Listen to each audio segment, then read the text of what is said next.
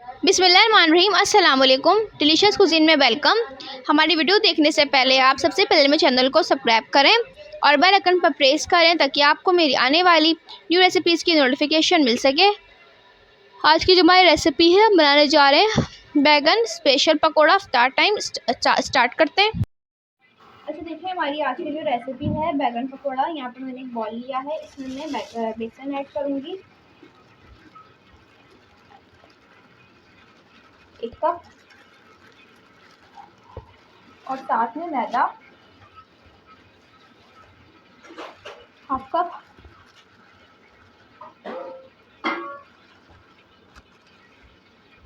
अब इसमें ऐड करूंगी लहसुन का पेस्ट 1 टीस्पून, जीरा कुटावा 1 टीस्पून, कुटी लाल मिर्च 1/2 टीस्पून,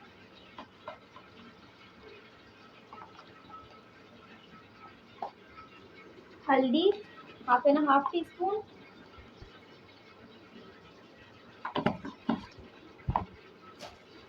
पिसी लाल मिर्च 1/2 टीस्पून,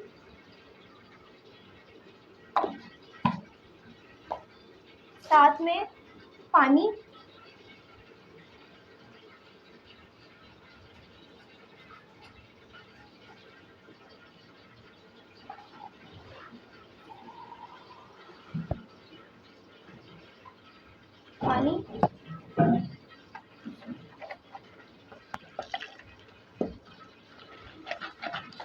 साथ में नमक खुशबू जाएगा।